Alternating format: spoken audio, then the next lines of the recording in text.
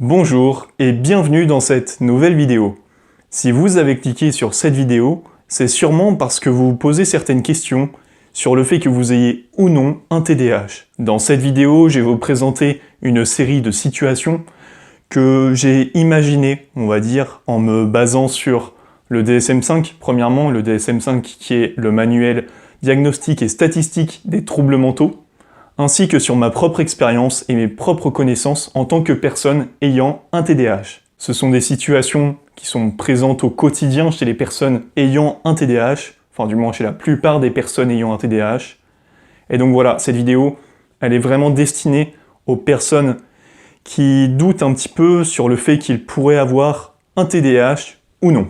Je tiens avant tout à préciser que je ne suis en aucun cas un professionnel de la santé. Je suis une personne qui a un TDAH et qui souhaite partager son expérience pour aider le plus grand nombre de personnes ayant un TDAH. Premièrement, je vais rapidement redéfinir ce qu'est le TDAH pour les nouvelles personnes qui viennent d'arriver sur la chaîne. Alors, TDAH signifie trouble déficitaire de l'attention avec ou sans hyperactivité. C'est un trouble qui est cognitif et qui est caractérisé par la présence de 3 types de symptômes qui sont l'impulsivité, le manque d'attention et l'agitation. Et ce depuis une durée d'au moins 6 mois. Si vous souhaitez obtenir plus de détails sur ce qu'est le TDAH, je vous invite à aller voir ma dernière vidéo et à revenir sur cette vidéo juste après. Maintenant que vous en savez un petit peu plus sur ce trouble, je vais commencer dès à présent à vous lister une série de situations qui pourraient vous arriver si vous avez un TDAH. C'est parti.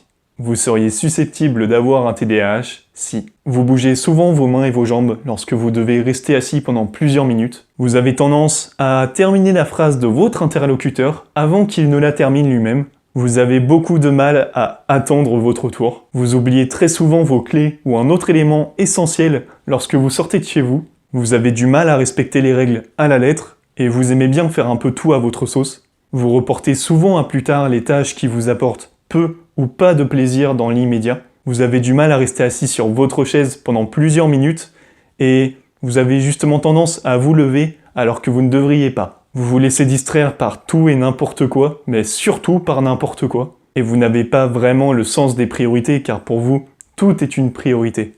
Je vais m'arrêter là car sinon la vidéo risque de durer plusieurs heures.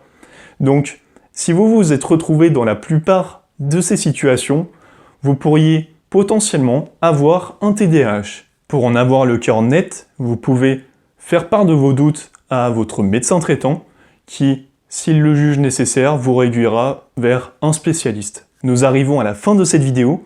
Si elle vous a plu, n'hésitez pas à vous abonner, à laisser un like et à la partager. Je vous ai mis un lien dans la description, un lien qui va vous mener vers une vidéo que j'ai tournée, dans laquelle je vous donne mes meilleurs conseils pour vaincre la procrastination en ayant un TDAH. Donc foncez la voir. Je vous dis à très vite, c'était Arthur, ciao.